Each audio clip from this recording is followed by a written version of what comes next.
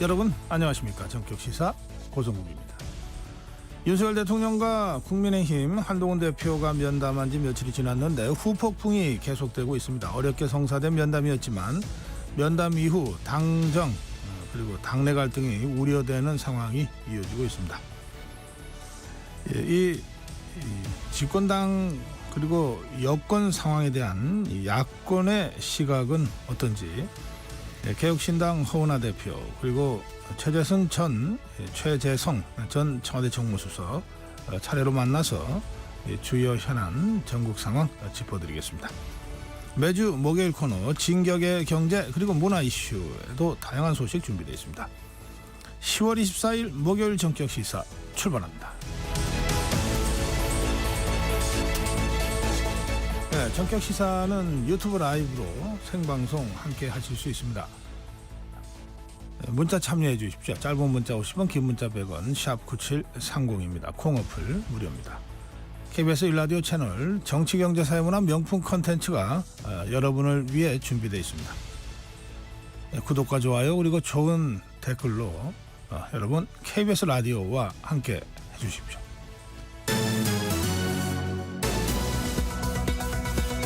뉴스 브리핑입니다. 한국경제신문 최형창 기자입니다. 최 기자 어서 오세요. 예, 안녕하세요. 어제 국회 정보위원회에서는 북한군 러시아 파병과 관련한 국정원의 보고가 있었어요. 어떤 내용들이 있었습니까? 예, 지금 북한군의 러시아 파병이 시작됐지만 북한은 아직 이런 사실을 언급하지 않고 있습니다. 앞서 국정원은 지난 8일부터 1,500명이 파병됐다 이렇게 밝혔는데요.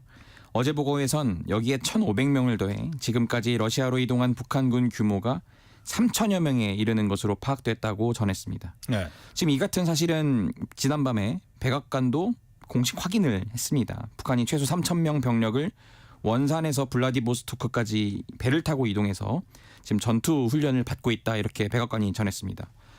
국정원은 오는 12월까지 파병이 계속될 것으로 봤는데 그때쯤이면 약 총 1만 명에 달할 것으로 지금 전망을 하고 있습니다. 네. 국정원은 북한군 파병 대가가 1인당 월 2,000달러, 그러니까 270만 원 수준에 추정된다고 보고한 것으로 전해졌습니다.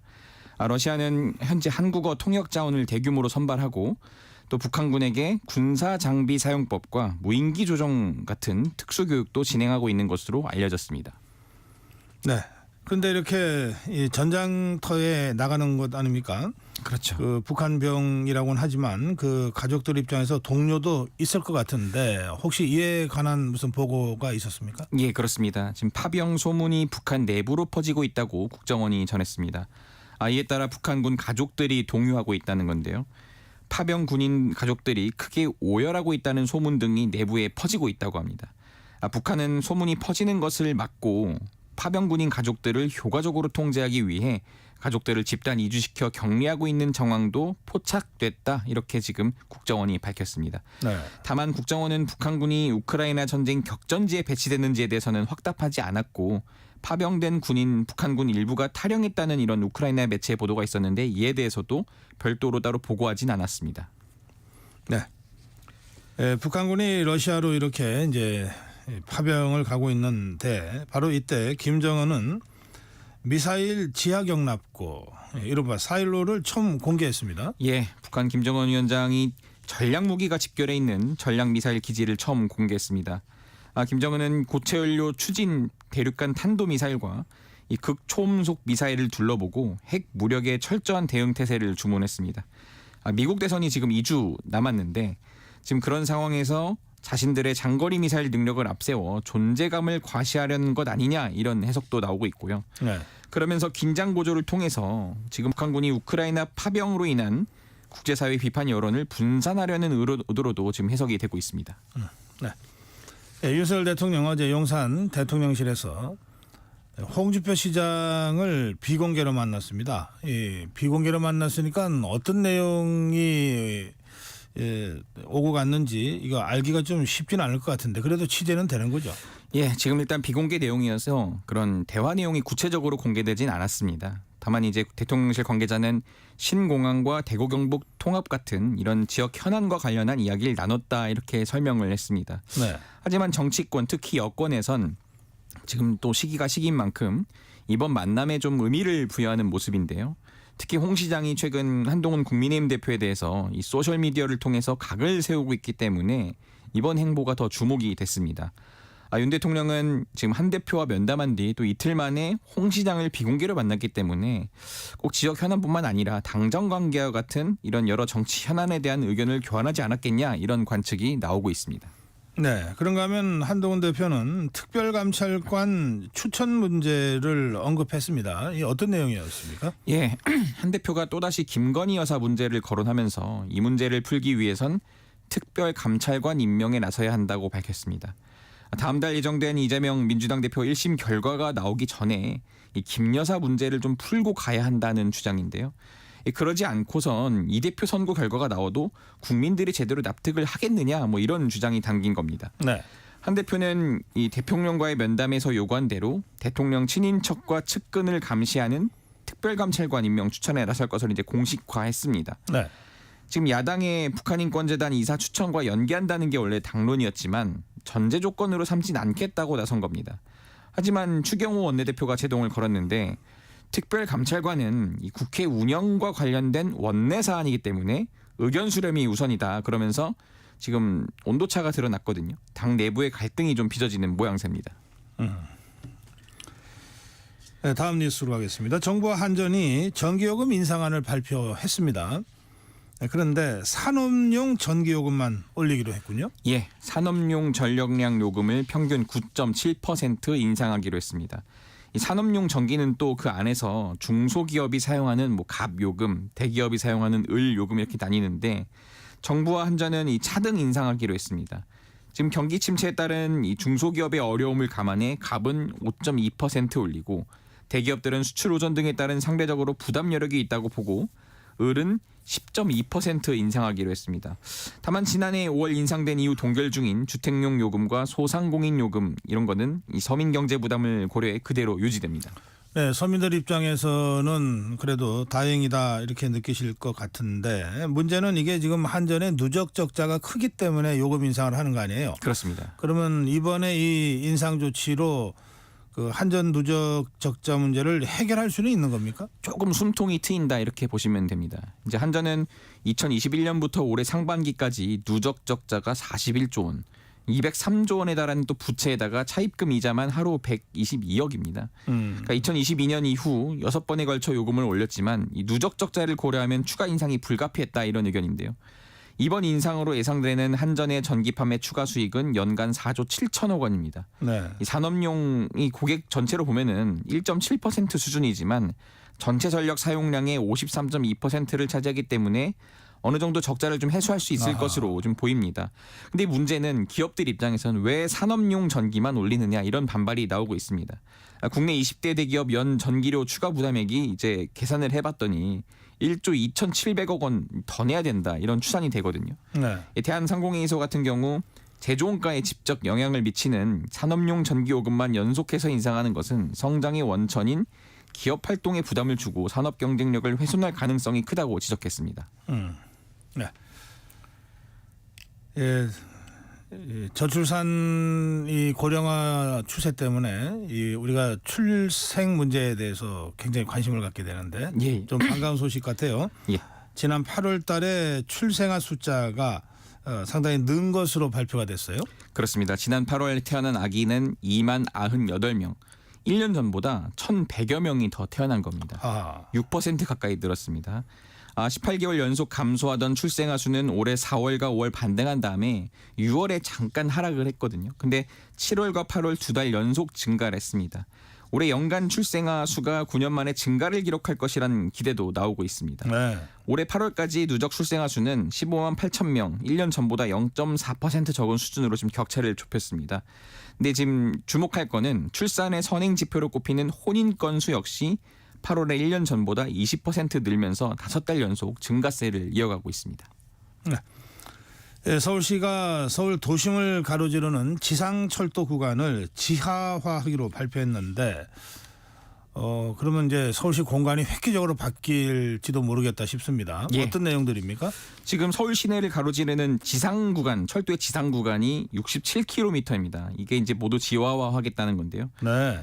경부선 6개 노선, 경부선과 같은 이런 6개 노선이 있고 32개 역을 모두 지하로 내린다는 겁니다. 네. 선로를 지하하면서 생기는 상부 공간에는 이런 우리가 지금 예를 들면 이제 경의선 숲길 있지 않습니까? 그런 공원이 네. 조성될 계획이고 또 역사 부지는 이제 매각을 해서 이제 복합 개발을 추진을 합니다. 서울역과 용산역 철도 부지는 뭐 오피스, 쇼핑몰, 공연장이 합쳐진 새로운 경제 거점으로 이제 탈바꿈하고요. 서울시가 이제 선도 사업지 지정되면 2027년 설계를 마치고 2028년 착공이 가능할 것으로 예상을 했습니다.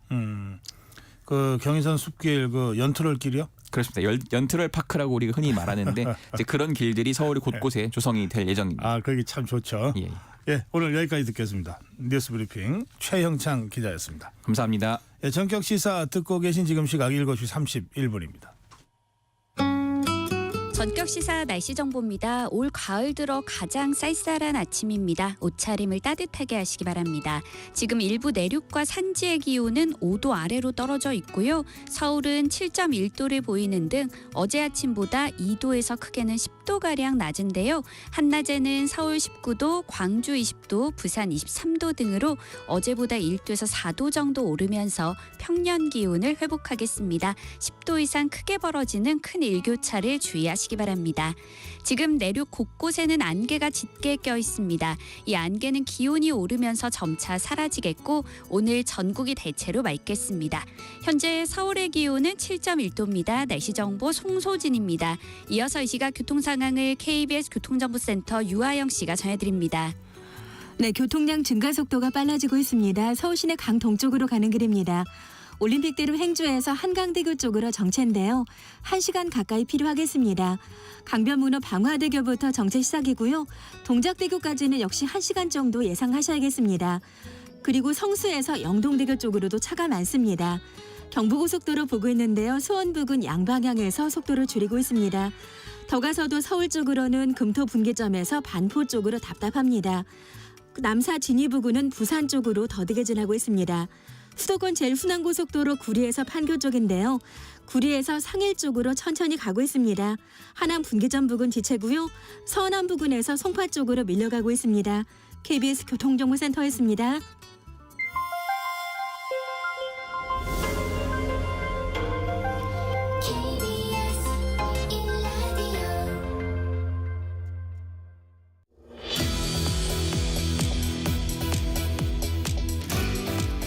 네, 오랜만에 모시겠습니다. 개혁신당 허은하 대표입니다. 안녕하세요. 네, 안녕하세요. 개혁신당 허은하입니다. 요즘 개혁신당은 어떤 문제를 가지고 전국 운영을 하고 있습니까? 저희는 우선 넥스트가 키워드입니다. 넥스트. 대한민국의 미래에 대한 고민에서 경제나 사회 문제를 어떻게 집중해야 되나 워낙에 지금 미래를 고민하는 정치인들이 없는 것 같아서요. 아, 예. 네, 여의도에서 미래 준비하는 사람은 있어야 될 것 같다. 당은 있어야 될 것 같다 해서 저희 진행하고 있고 그렇게 하기 위해 또 25년 재보궐을 중간고사라 생각하고 네. 또 26년 지방선거를 기말고사라고 생각하면서 27년도 수능 본고사 본고사. 네, 준비 중입니다. 그래서 우선 뭐 경제에서는 요즘 투자자 보호 때문에 금투세 관련된 얘기 좀 많이 하고 있고요. 네. 예, 그리고 뭐 스타트업들 어떻게 더 양성시키고 그 육성시킬 수 있을까라는 거 지금 계속 간담회 하고 있고 네.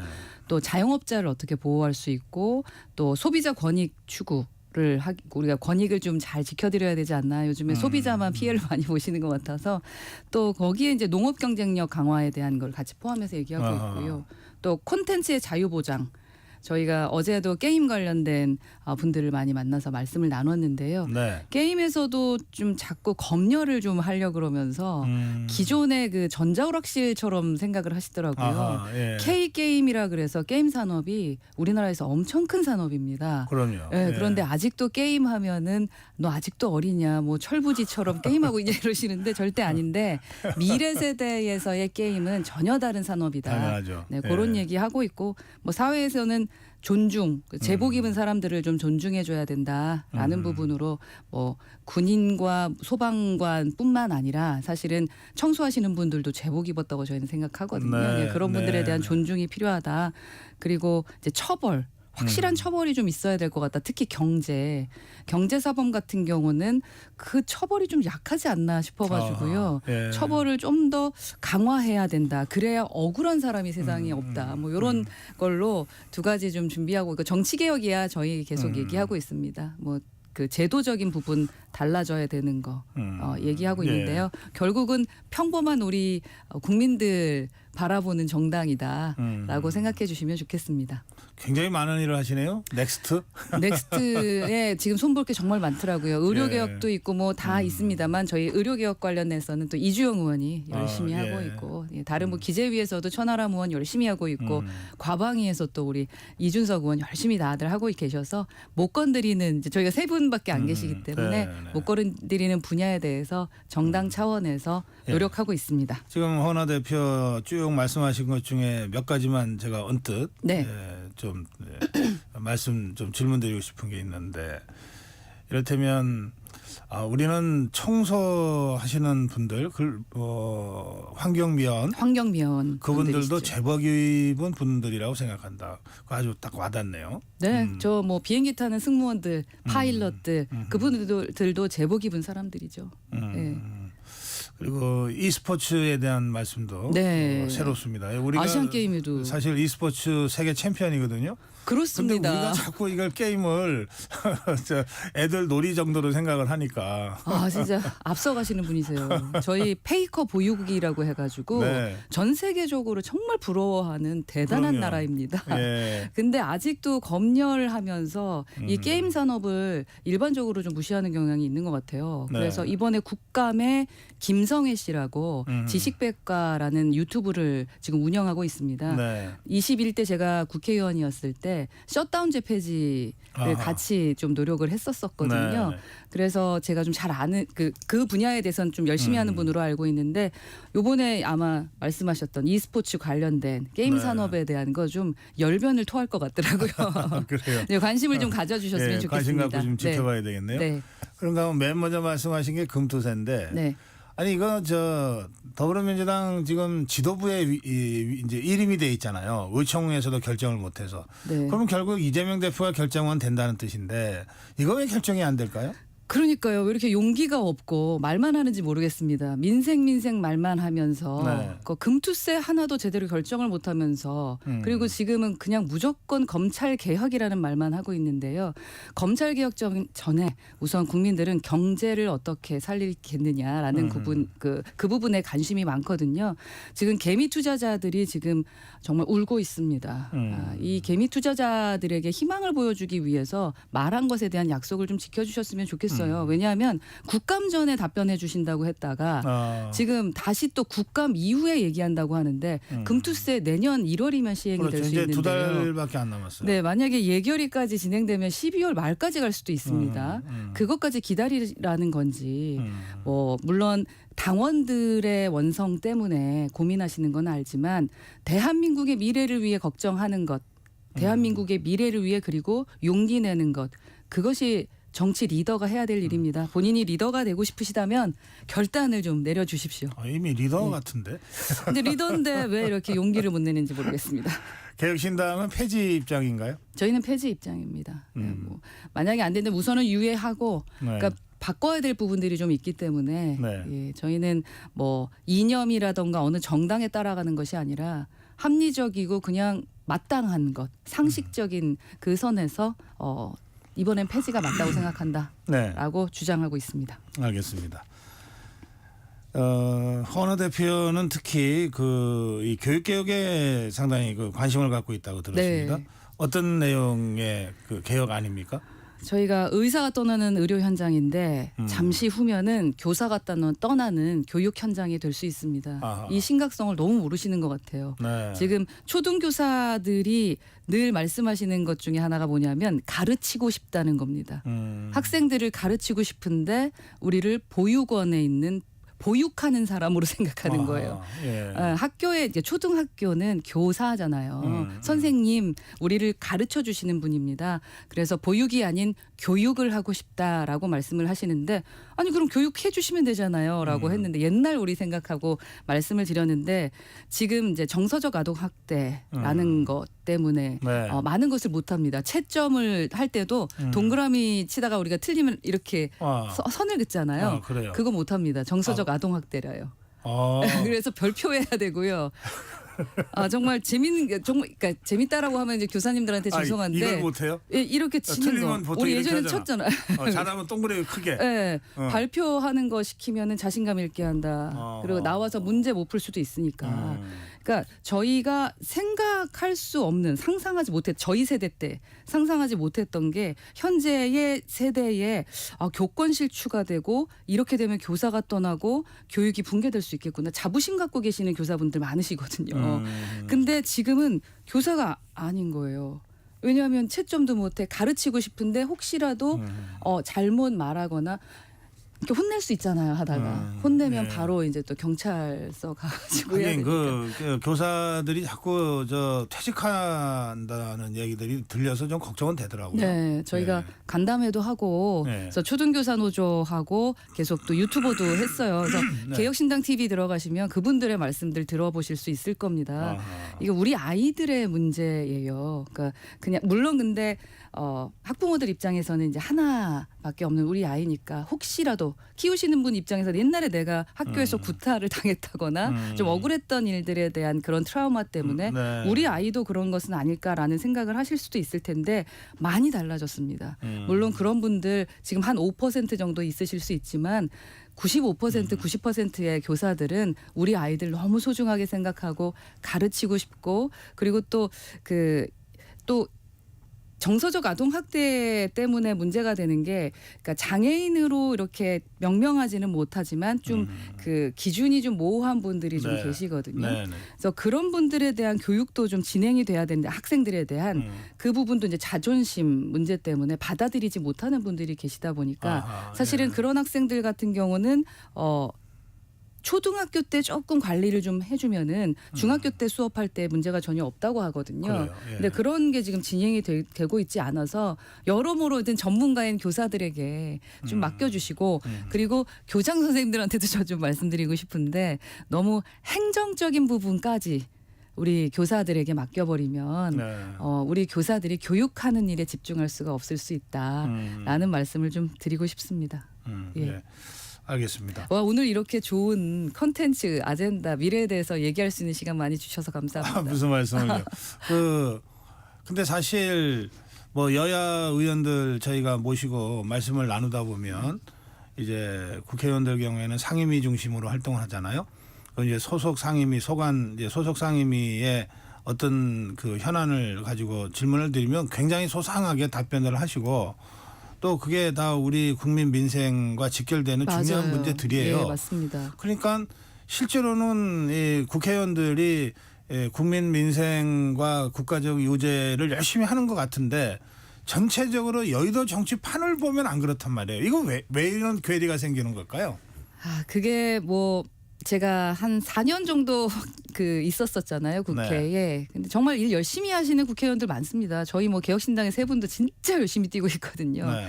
그런데 아무래도 정치와 언론은 떼어낼 수가 없는 것 같아요. 그러니까 네. 언론에서 다뤄주지 않으면 그러면 일을 안 한다고 생각해요. 저도 사실 이제 원외 당대표로 뛰는 게 되게 쉽지 않더라고요. 왜냐하면 네. 관심도가 좀 떨어지다 보니까 진짜 지금 조금 전에 말씀드렸던 많은 일들을 하고 있음에도 불구하고 하물며 저희 당원들조차 허은아 뭐하냐 일하고 있냐 이렇게 말씀하시는 경우가 있어요. 네. 근데 보이지 않고 그리고 언론에서 다뤄주지 않으니까 일하지 않는 것처럼 보이죠. 그래서 오늘 이 프로그램처럼 그 민생에 가까이 가는 그런 정치의 이야기를 좀 담을 수 있는 그런 공간이 있으면 좋겠다라는 예. 생각을 좀 해봅니다. 네. 알겠습니다. 저희 전격 시사만이라도 네. 이런 민생 관련 이슈를 좀 더 많이 우리 시청자들께 청취자들께 전달해 드리도록 좀 노력을 하겠습니다. 아유 감사합니다.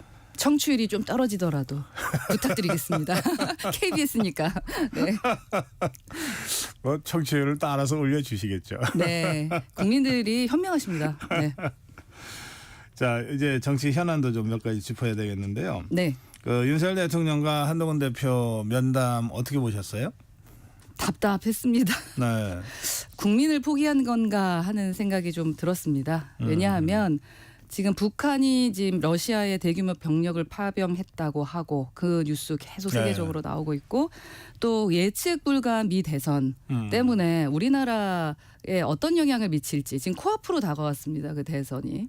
근데 그런 엄중한 상황에 우리가 테이블을 뭐 네모로 했네, 동그라미로 했네, 아니면 어떤 분과 사진을 찍었네, 안 찍었네, 밥을 먹었네, 안 먹었네, 인상을 썼네, 안 썼네 이런 얘기를 지금 국민들이 듣고 있어야 된다니. 그러니까 두 분들의 그 마음은 심정적으로는 이해합니다만 한 나라의 대통령이시고 여당의 대표이십니다. 그러니까 국민을 포기한 듯한 모습보다는 용기를 가지시고 그냥 거기서 그냥 밀어붙였으면 어땠을까 한동훈 그 대표께서. 네. 그리고 우리 대통령께서도 어떤 것에 이렇게 겁을 먹으시는 걸까?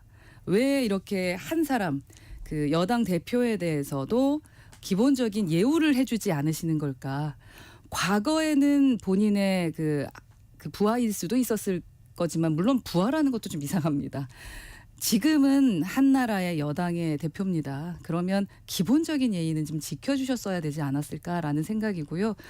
뭐 화가 나서 갔다 뭐 이렇게 하는 것 또 대통령께서 그 당 대표로 인정을 하지 않으시는 것은 물론 그 마음은 이해하지만 그건 또 여당을 인정하지 않는다라는 거고 그리고 어찌됐든 국회의원들은 국민들께서 선출해 주신 분들이신데 그 당을 대표하는 분이잖아요. 그래서 좀 그런 부분이 좀 안타까웠다라는 생각이 들고요. 그리고 한동훈 대표도 그 파일을 가져갔는데 그냥 나는 말하고 왔다 이걸로 끝나면 안 될 것 같습니다. 좀 더 용기를 내서 누구보다도 대통령의 그 성향을 잘 아시는 분 아니겠습니까? 어떻게 설득해야 지금이라도 바뀔 수 있을지 그렇게 접근하는 것이 더 큰 용기가 아닐까? 뭐 저는 그런 생각을 해봤습니다. 그러면 더 밀어붙였어야 되는데 못 밀어붙였다 이렇게 보십니까? 그 한동훈 대표가? 네, 그냥 집 앞에 찾아가서 집이라고 안 하나요? 거쳐 찾아가서 대통령실로 네, 갔어요. 대통령실 찾아가서 문 앞에 서서 기다리셔서 하든 어떻게든 만나 뵈서 이렇게 가면 안 된다라는 거. 오늘 지지율도 보셨잖아요. 이게 대통령 정말 마음에 안 듭니다. 저도. 그리고 여러 가지 문제 있다고 생각합니다만 이대로 둘 수는 없잖아요. 아직도 지금 이제 2년 반 남았나요?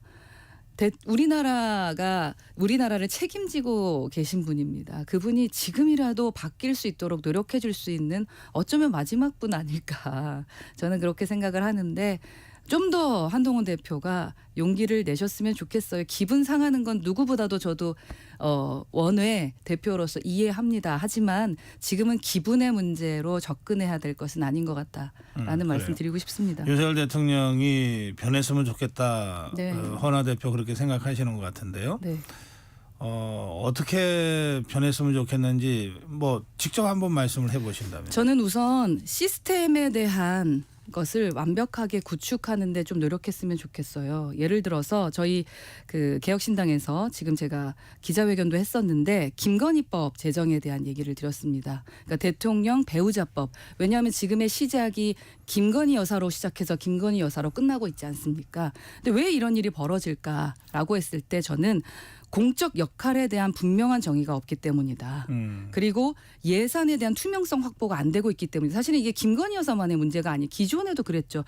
타지마을 갔다 왔던 걸로 얼마나 또 나라가 시끄러웠습니까? 그 예산 어떻게 투명하게 확보할 거냐. 그리고 어떻게 우리에게 보여줄 거냐. 그리고 법적 책임을 강화시켜야 된다. 이번에 정말 그 명품백 뭐 이런 거 받은 것에 대해서도 법적 책임을 제대로 물었나요? 그리고 이번에 불기소된 것 진짜 이게 법적 책임을 다하는 건가요? 라는 질문에 어떻게 답하시겠습니까? 이게 법이 없어서예요. 그러니까 권한과 책임을 명확하게 하는 것에 우리 대통령께서 신경 써주셨으면 좋겠다. 그리고 이걸 기분 나쁘게 듣지 말고 헌법 개정에 대해서 그냥 용기 내셨으면 좋겠습니다. 어떤 내용의 개정을 네, 지금 말씀하시는 개정에 대한 건가요? 거는 상당히 많죠. 저희 네. 뭐 5.18도 담기로 했었고 그리고 저희는 좀 임기 단축 얘기합니다. 저희 또 뭐 내각제 얘기도 많이 하고 하지 않습니까? 지금은 국회의원들이 좀 일을 제대로 못하니까 내각제에 대한 말이 쏙 들어갔습니다만 사실 정치적으로 바뀌어야 될 게 너무 많죠. 너무 옛날 헌법 아닙니까? 그러면 우리가 기대했던 윤석열 대통령을 선출했던 그 국민들이 기대했던 그 용기를 보여주는 거는 지금은 헌법 개정밖에 없는 것 같아요. 임기 단축 헌법 개정을 헌법 말씀하시는 개정하고, 건가요? 대통령의 임기를 단축해라. 네, 임기 단축하는 거 그냥 용기 내셨으면 얼마나 좋겠어요. 단축하라? 그냥 저희 늘 말씀하시는 4년 뭐 미국처럼 가던가 그런 식으로 해서 내가 대한민국의 뭐 시스템을 바꾸겠다. 넥스트 레짐이라고 저희는 얘기하는데 구태에 대한 구태 레짐에서 넥스트 레짐으로 내가 바꾸겠다 하고 지금이라도 용기 내실 수 있지 않을까요? 그럼 1년을 단축하자. 네, 내가 단축에 그 시발점을 하겠다, 서겠다 내가라고 하면 그나마 그래도 국민들께서 안심하지 않을까 하는 생각이 듭니다. 그러니까 이게 개혁이라는 거 지금 의료 개혁하겠다, 교육 개혁하겠다, 여러 가지 개혁하겠, 노동 개혁하겠다라고 선봉에 서겠다라고 말씀하셨지만 섣부르게 건드려서 지금 나라가 어떻게 되고 있습니까? 그러니까 지금은 그냥 대통령으로서 하실 수 있는 자신 있는 부분에 대해서 법에 대해서는 자신 있으신 분이시잖아요. 그 부분에 대한 손을 봤으면 좋겠습니다. 예. 그동안 헌법 개정에서 그 대통령 임기 조항이 몇 번 바뀌었는데 그거는 그 헌법 개정 당시의 대통령이 아니라 그 다음부터 적용하는 걸로 늘 부칙상 해왔잖아요. 그렇지 않으면은 안 되는 정치적 이유가 있어서 그랬을 텐데 그 또 역대 대통령들이 임기 단축 개헌을 요구받았지만 한 적은 없어요. 윤석열 대통령한테 그 임기 단축에 용기를 내달라고 말씀하신 무슨 이유가 있습니까? 아무도 못했으니까 지금까지 아무도 못했으니까 그걸 하시라는 겁니다.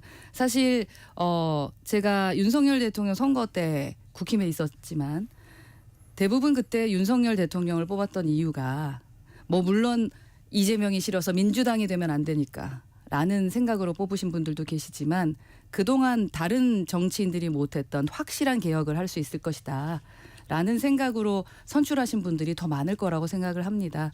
그래서 지금까지의 권력자가 어느 누구도 손을 대지 못했던 부분이라도 하면 제가 이제 야당인데 이러기까지 하기는 뭐합니다만 여튼 그러면 그래도 우리 국민들이 좀 덜 슬프지 않을까 하는 생각이 듭니다. 많이 힘들잖아요, 국민들. 네. 예. 벌써 시간이 다 돼서 마지막 질문으로 가야 되겠는데요. 그 명태균 씨 관련 뭐 보도가 계속되고 있습니다. 그런데 그 이준석 의원 연관된 얘기들이 자꾸 나와요. 그 개혁신당에서는 이 문제는 어떻게 파악하고 계십니까? 우선 뭐 저희 개혁신당에서는 역할 분담을 좀 하기로 했고 이준석 대표 전 대표였고 또 국민의힘의 대표 활동을 하다 보니까 더 많이 좀 언급이 되는 것 같은데요. 제가 한 가지만 좀 부탁드리고 싶습니다. 이준석 관련된 이야기 할 때는 제발 이준석 의원에게 직접 확인해 봤으면 좋겠다.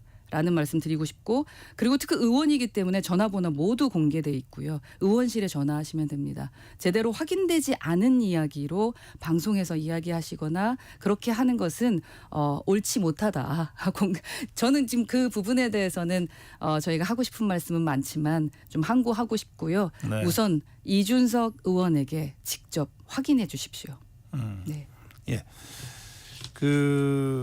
지금 당의 공식 입장이 뭐 따로 있는 건 아니군요. 명태균 씨의 계속되는 그 폭로성 그 보도에 대해서는. 명태균 씨에 대한 부분은 저희는 뭐 그렇게 심각하게 생각하고 싶지는 않습니다. 다만 자꾸 물타기용으로 명태균 씨를 활용하고 있는 것은 아닌지라는 생각은 드는데요. 네. 뭐 여당도 그렇고 야당도 그렇고 하지만 뭐 저희는 그냥 저희 길 가려고 합니다. 그래서 저희가 역할 분담 얘기를 말씀을 드렸고요. 각자의 길에서 각자 일을 열심히 하면서 우리가 뭐 틀리지 않았다. 그래도 제가 정상적인 정당이라는 얘기 많이 하거든요. 저희 네. 위성 정당 없이 비례대표 만든 곳입니다. 그리고 또 지역구 의원도 있고 지금의 행동들을 보신다면 활동들을 보신다면 정상적인 의제들을 많이 얘기하고 있습니다. 저희의 길을 계속 갈 수 있도록 저희를 좀 신뢰해 주셨으면 좋겠습니다.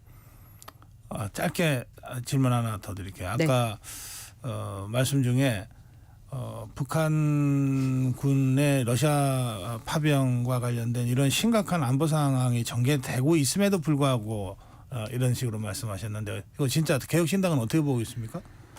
지금 오늘이 이제 유엔의 날입니다. 네. 예, 유엔의 날이라서 예전에는 공휴일이었는데. 공휴일이었는데 아시네요.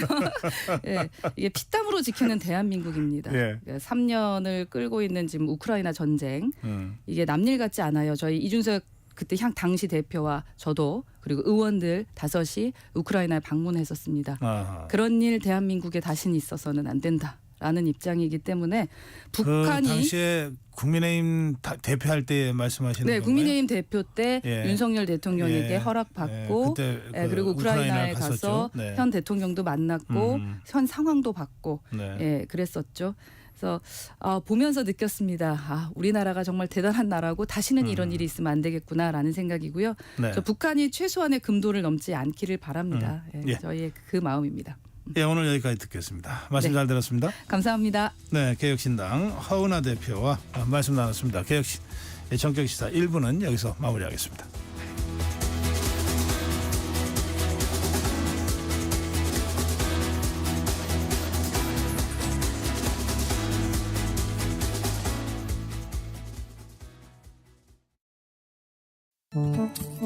KBS 라디오 기후 위기 대응 캠페인 지구를 안녕하세요. 저는 청소년 기후행동 윤현정이라고 합니다. 19명 청소년들이 원고가 되어서 헌법재판소에 국가의 기후 대응이 국민의 기본권을 충분히 보호하고 있지 않다라는 내용으로 헌법소원 청구를 했습니다. 그리고 얼마 전 8월 달에 이제 승소 판결이 최종으로 나오게 됐는데요. 4년이 넘는 시간 동안 진행하다 보니까 되게 승소 판결을 만들어내기 위해서 정말 많은 고민을 했던 것 같아요. 왜냐하면 4년이라는 시간이 절대 짧은 시간이 아니잖아요. 사실 개인이 할 수 있는 것들의 힘은 절대 작지 않다고 생각을 해요.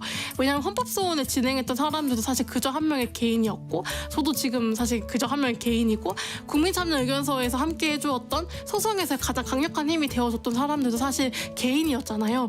근데 그런 사람들의 말과 이야기가 모여서 사실 이 헌법소원의 승소가 가능했다고 생각을 하거든요. 그래서 개인이 할 수 있는 것들은 사실 늘 약간 일상적인 실천 혹은 일상의 영역에서 탄소 감축을 위한 행동만이 제한이 되는데 사실 더 큰 힘은 개인이 모두 이 사회를 이루고 있는 주체라는 점에 있는 것 같아요. 기후위기 대응 정책의 지지를 보낸다거나 기후위기에 대한 기사를 찾아보고 거기에 대해서 뭐 공유를 많이 한다거나 캠페인에 참여를 한다거나 혹은 뭔가 설문조사가 있을 때 나는 기후위기 대응 정책에 되게 많은 힘을 실어주고 싶고 이 문제 되게 중요하게 바라보고 있어 라는 식으로 말하는 게 사실 저변, 사회적 지지 혹은 기후위기에 대한 영역을 확장해 나가는 거잖아요. 그런 부분에서 더 함께 할 수 있지 않을까 싶습니다. 뜨거워지고 있는 지구. 지금 우리의 문제입니다. KBS 라디오 기후위기 대응 캠페인 지구를 지켜라 였습니다.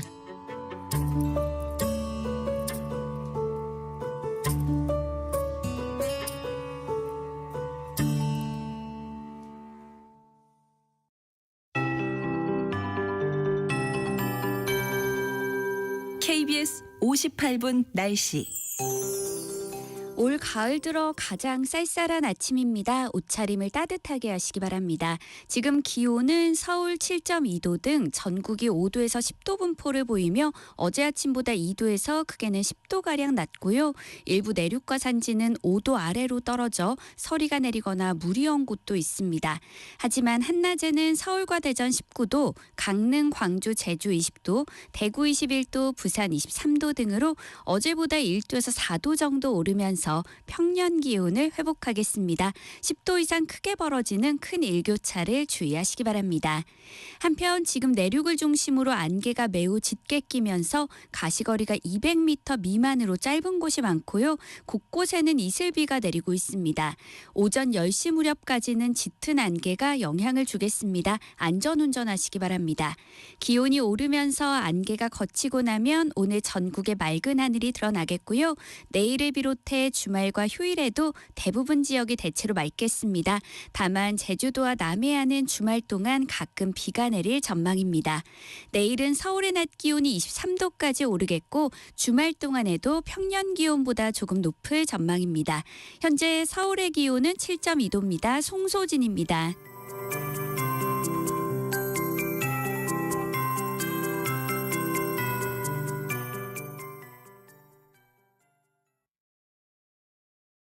정성을 다하는 국민의 방송 KBS가 8시를 알려드립니다.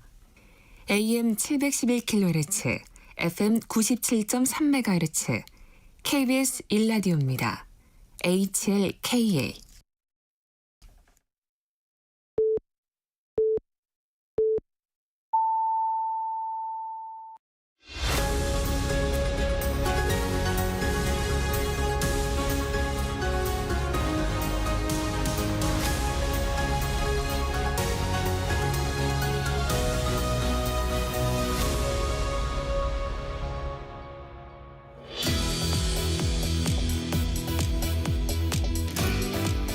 KBS 라디오 전격 시사입니다. 이번에는 최재성 전 청와대 정무수석 모시겠습니다.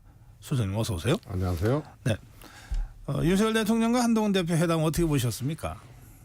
아이고 이게 아이고 이제 못 보던 장면이라서 그러나 이제 예견된 그런 만남 아니었나. 뭐 저도 말씀을 드렸습니다만 그 전에 과정이 이제 만찬을 하느니 마느니 또 대통령이 좀 걷어찬 그런 경우잖아요. 독대 요청이라든가 만찬이라든가 그리고 또 뭐 원내대표하고는 만찬을 하고 그러니까 이제 또 한동훈 대표는 대통령과의 면담 일자가 잡히니까 연일 공세를 이어갔거든요. 그러니까 이거는 보통은 화해하거나 혹은 이제 협의하거나 뭐 또 봉합하거나 뭐 이러면은 안에 이제 소위 말해서 서조들이 좀 비치잖아요. 그런데 한동훈 대표가 강도를 높여가면서 연일 김건희 여사 문제, 한남동 라인, 인사쇄신 뭐 이런 문제를 그냥 공개적으로 해버리니까 이거는 이미 글렀구나. 그래서 예고된 이별 아니었나 싶고요. 그러니까 윤석열 대통령은 칼을 들고 기다렸고 한동훈 대표는 칼을 품고 갔다가 나와서 이제 칼을 뽑은 거죠. 한동훈 대표. 아니 그 자리에서 뽑은 게 아니고? 그렇죠. 뽑을 그거는 윤석열 대통령 이제 대통령실의 아주 치밀한 기획 때문에 뽑을 기회도 없었고 그래서 나오자마자 사실 칼을 뽑은 거죠. 추경호 원내대표하고 만찬한다더라. 이 글을 그냥 카톡방에 올리고 그리고 자고 나서 칼 뽑은 거 아니에요? 특감 하겠다는 거, 특별감찰관 하겠다는 거. 그래서 조금 못 보던 장면이고 정말 책임 여당의 대표고 국정운영의 컨트롤 타워 최고의 정점인 대통령과의 만남 아니에요?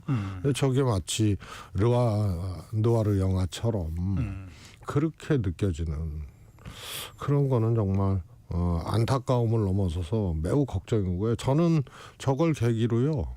윤 대통령 지지율 저는 20% 무너진다고 봐요. 저 장면을 보고 중도적인 국민이라든가 혹은 윤 대통령 소극적으로 지지했던 분들이 지지 철회할 수밖에 없는 장면들 아니에요.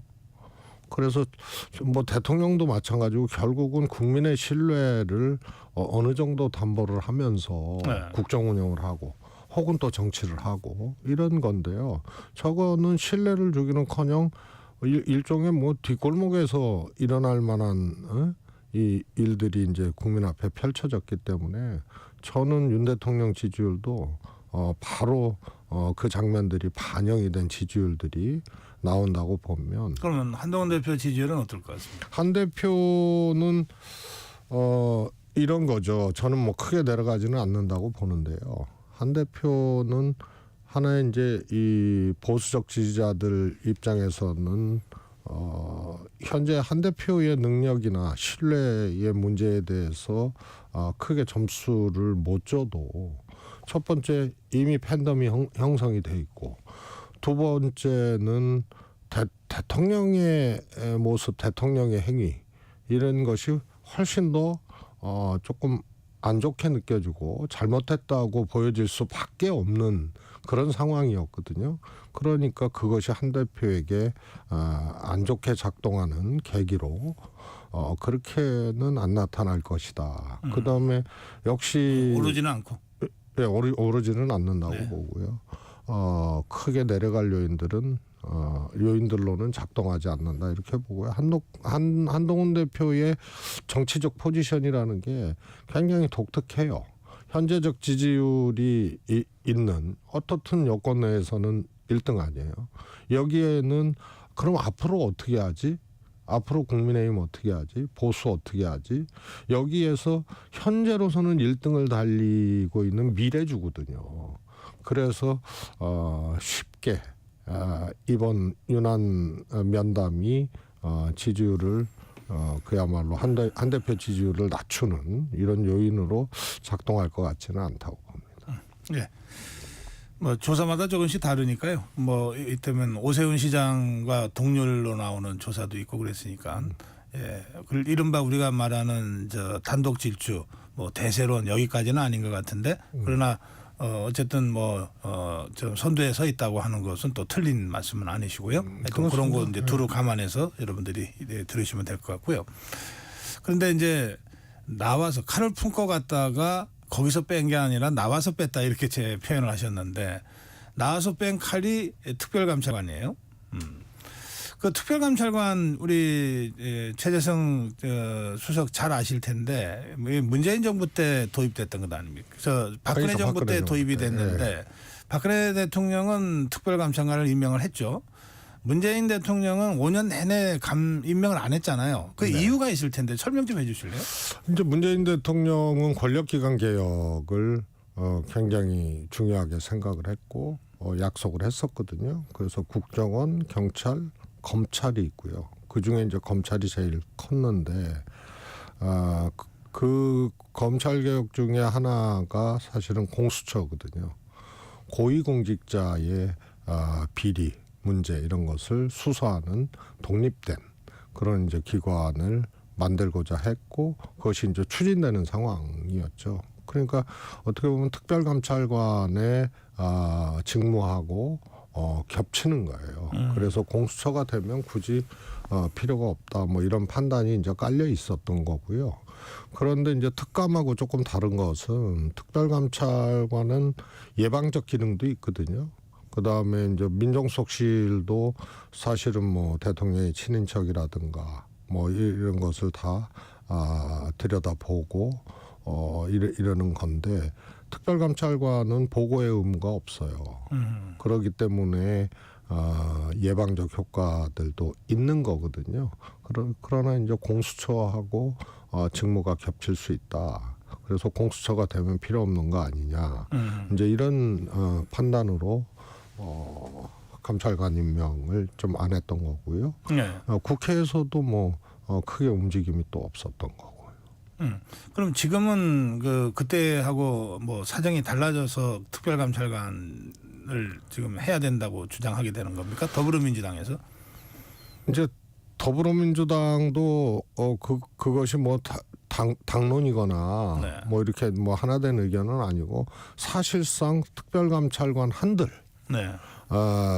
소위 말해서 김건희 여사의 위세라든가 또 문제라든가 이런 것을 넘어설 수 있겠느냐 이런 거고요. 어차피 대통령이 임명하는 거거든요. 박근혜 대통령 당시에 이석수 특감은 조금 제가 보기에는 처음이자 이제 현재 기준으로 마지막 마지막이었죠. 감찰관이었는데 조금 독특한 환경과 이유가 있었어요. 그래서 우병우 민정수석 문제 있다 이렇게 보고 사실 그 갈등이 굉장히 이석수 감찰관하고 컸거든요. 네. 그래서 그거를 제법 독자적으로 제법 세게 이 조사하고 감찰하는 과정에서 사실은 일이 엄청나게 커져버린 경우고 아마 그거는 박근혜 대통령도 여권도 전혀 생각하지 못한 그런 것이 아니었나 싶고요. 통상은 일종의 돌발 사태. 한 번이었기 때문에 뭐 비교할 수 있는 거는 없지만 생리상 대통령이 임명하는 감찰관이 정말로 그 독립적으로 세게 원칙적으로 그렇게 할 수 있느냐 이거에 대해서는 조금 이견이 있을 수 있습니다. 그러면 한동훈 대표가 특별감찰관 이 추천 절차를 밝혔다고 이제 면담 후에 밝힌 건데요. 이게 이제 그 칼을 뺐다고 그러셨으니까 일종의 승부수를 던진 건데 이게 승부수가 되겠습니까? 저는 이게 정치라는 것이 사실 여러 가지 상황들이 생각지도 못하게 섞이는 경우도 있고 또 융합이 되는 것도 있고 그래서 전혀 다른 성질의 것이 나오는 것처럼 이제 화학 작용들이 이상하게 일어날 수가 있거든요. 그렇죠. 그래서 저는 특감 그 자체가 뭐 엄청난 파괴력을 갖는다 이런 것보다는 우선은 여권 내가 국민의힘 내부가 특감에 대해서 단일한 입장을 갖기가 어렵잖아요. 그래요. 예. 그러니까 아주 구체적인 충돌의 계기로 이 특감이 작동을 하는 거예요. 아하. 당장 추경호 원내대표. 그러니까 일종의 새싸움 비슷하게. 네. 그래서 추경호 원내대표가 이건 의총에 물을 일이다. 원내대표가 할 일이다. 이렇게 얘기를 했지만 막상 의총에 가면요. 네. 여기서 추경호 원내대표가 얘기하는 소위 친윤. 특감 안 된다라고 하는 분들이 압승을 할까? 그렇지 않고 엄청난 충돌이 일어나고 이견들이 발생을 하고 하면서 여당이 그렇게 되면 이건 엄청난 뉴스가 되고 그러는 거거든요. 네. 그래서 이게 또 다른 어떤 분열이 아주 구체적으로 노정되는 이런 걸로 특감이 정치적으로는 지금 여권 내에 작동할 수밖에 없어요. 네. 제가 보기엔 별거 아닌데. 별거 아닌데. 그 특감 자체가 별 큰 거는 아닌데. 예, 문재인 정부 때 이러이러한 이유로 특별감찰관 제도는 있었지만 임명하지 않은 것을 설명을 하셨잖아요. 그러니까 사실 뭐 그런 정도의 일인데 그런데 이게 여권 내 심각한 분열의 촉발제가 될 수는 있다. 정치가요. 특히 이제 정당 내에서 같은 당 내에서 여러 가지 이견들이 발생을 하잖아요. 그러니까 정책이나 노선 이런 것들의 이견이 결국은 감정으로 귀결이 돼요.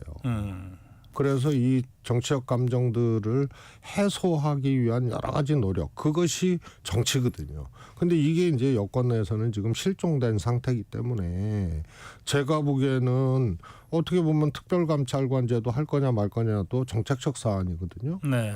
이 이견에 정치적 이유가 작동을 하고 결국은 감정으로 귀결이 되는데 이게 일사불란하지가 않거든요. 그러면은 이게 엄청난 충돌로 작용하는 계기가 되죠. 추경호 원내대표는 그게 그 지금 북한인권재단이 그 아직도 출범을 못 하고 있는데 그 이사 추천을 국회에서 해주지 않아서 그리고 그거를 더불어민주당 쪽에서 소극적으로 이걸 막아왔다 이렇게 인식하는 거예요. 그래서 북한인권재단의 이사 추천 문제와 그 특별감찰관 임명이 서로 완전히 다른 사안이기는 하지만 정치적으로는 이게 이제 연계될 수가 있잖아요. 그래서 그걸 연계해서 처리한다는 게 기존의 국민의힘의 일종의 당론이었다는 거예요. 그리고 그 당론을 우리가 바꾼 적이 없는데 그리고 이걸 바꾸려면 의총을 통해서 바꿔야 되니까 의총의 의장인 원내대표가 이거를 다뤄야 되는데 당대표인 한동훈 대표가 이거를 당론 변경 과정도 없이 이걸 분리시켜 놓고 단독 추진하겠다고 이렇게 주장을 하고 나왔으니까 원내대표에서는 이제 그렇게 주장을 한다 이런 얘기인데 그 북한인권재단 뭐 이것도 사실 10년 가까이 이게 지금 이게 법은 통과됐는데 지금 구성이 안 된 것 아닙니까? 이건 어떻게 풀어가야 된다고 보세요?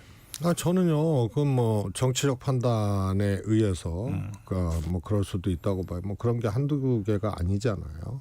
예를 들어서 뭐 특감도 마찬가지로 법은 있어요. 그런데 임명이 안 되고 있고요. 뭐 또 지금 뭐 대통령이 규정이 있음에도 불구하고 뭐 해석이 여러 가지가 있을 수가 있습니다만 지금 공수처 같은 경우도 지금 거의 뭐 형해화되기 직전 아닙니까? 퇴임하는 사람들에 대해서 임명을 안 하고 있어요. 후임자를. 네. 그래서 아니 지금 현재 근무하고 있는 부분들인데 이제 재임 이제 올라간 것도 임명을 안 하고 재임을 연임시켜 주는 거를. 그러니까 사실상 수사 인력이 그냥 없어지는 거예요. 이제 이런 것도 법과 규정은 있음에도 불구하고 안 하고 하여튼 여러 가지가 있는데 저는요 이런 생각을 해봤어요.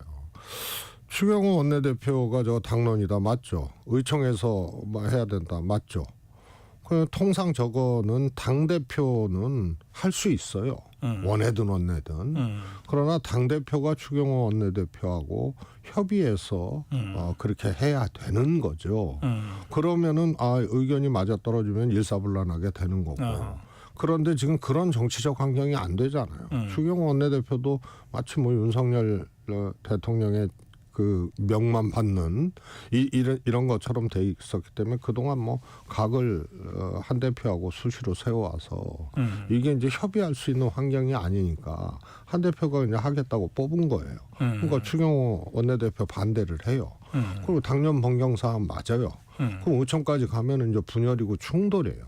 그런데 만약에 민주당이 그래 인권재단 이사 해보자. 이렇게 나오면 추경호 원내대표의 논리가 이제 바닥이 나는 거거든요. 그러면 어떻게 할 거예요? 그래서 이거는 특감이 되느냐 안 되느냐보다 이 과정에서 어떤 정치적 현상들이 발생할 것이냐라고 봤을 때 여권 내에서는 제가 보기에는 아마 보기 민망할 정도의 여러 가지 분열상들이 노정되는 거고 민주당은 지금 제가 보기에는 뭐라 그럴까요? 꽃놀이패 비슷하게 되는 거예요. 북한 인권재단 이사도 집권 세력이었을 때 민주당이 그럼 남북 평화협력 정책 이런 것을 기조로 뭐 9.19 군사회담도 하고 여러 가지 이제 차기 노선을 쭉 가는 과정에서 인권재단이라는 게 북한을 자극할 수가 있고 뭐 이러니까 기조를 이건 장애하는 요소다 이런 정책 판단을 할 수가 있는데 지금 야당이잖아요. 그리고 지금 남북 관계는 뭐 인권재단 이사 하느냐 마느냐로 달려 있는 것이 아니고 그야말로 지금 긴장으로 그다음에 대결로 이렇게 이미 이제 접어드는 상태고 그래서 정치적으로 민주당이 달리 판단을 해버리면 뭐 그럴지 안 그럴지는 모르겠습니다만. 그리고 달리 판단을 안 해도 여권 충돌은 결국 정치다 이 말씀이죠. 정책적 사안으로 보이지만 결국 정치다. 그래서 추경호 원내대표든 국민의힘이든 이 특감 사안에 대해서 정치적으로는 민주당이 일종의 이제 꽃놀이패 같은 그런 것이다. 그 대통령과 면담을 앞둔 시점에 이재명 대표가 최고위원회의에서 여야 대표회담 2차 회담을 제안했습니다. 한 3시간여 만에 한동훈 대표가 그거를 받았어요. 그래서 그게 이제 단 뉴스가 됐습니다. 그리고 나서 이제 면담으로 간 상황인데요. 지금 여야 2차 회담이죠. 여야 2차 대표회담 이게 지금 실무 조율을 하고 있다고 또 이재명 대표가 얘기를 했어요. 어느 언론에서 이렇게 보도한 걸 봤습니다. 대통령과 여당 대표가 거리가 멀어질수록 야당 대표와 여당 대표의 거리는 가까워지고 있다. 뭐 재밌는 표현인데 어떻게 보십니까? 제가 이제 이재명 대표, 한동훈 대표는 적대적 공생 관계가 아니고 적대적 공생 지점들이 발생을 할 것이다. 아하. 이제 이런 말씀을 드렸어요. 네. 그리고 윤 대통령과 한동훈 대표는 공생적 적대 지점들이 발생할 거다. 지금 딱 그런 상황이거든요. 그러나 한동훈 대표가 여야 대표회담에서도 마냥 좋은 관계, 좋은 결과 이런 것을 의도하고 보여주기 위해서 그렇게 만나지는 않을 거다. 왜냐하면 이거 오해받을 수가 있거든요. 대통령하고 그렇게 돌아섰는데 뭐 거기까지는 그렇다고 치고 바로 야당 대표하고 손뼉을 맞춘다. 이게 정치적으로 한동훈 대표는 그렇게 그걸 쉽게 선택할 수 있는 그런 건 아니라고 봐요. 그러나 대통령과의 관계가 그렇게 돼버렸기 때문에 정당 정치 이 속에서 돌파구를 찾아야 되고 그래갖고 대통령 면담 후에 한동훈 대표가 얘기한 키워드는 딱 2개 아니에요? 민심하고 민생 아니에요? 그래서 그런 측면에서 이제 접근은 할 수가 있다. 그러나 명시적으로 뭐 손뼉을 치듯이 마주치듯이 그렇게 하지는 않을 거다. 한동훈 대표 뭐 주위에서 나오는 얘기 중에는 얼마나 권위 있는 얘기인지는 모르겠는데요. 차제에 한동훈 대표가 이재명 대표하고 손잡고 김건희 여사 특검법을 통과시키는 또는 이른바 제3자 특검법 같은 해병대원 특검법은 제3자안을 냈는데 김건희 여사 특검법은 그런 걸 한 적이 없거든요. 한동훈 대표가. 그거라도 해서 대통령을 좀 적극적으로 압박해 가서라도 뭔가 국정 기조를 전환하고 쇄신을 강행해야 되는 것 아니냐. 이런 주장을 하는 사람들이 있다고 보도가 됐어요. 그건 어떻게 보십니까? 현실 가능성.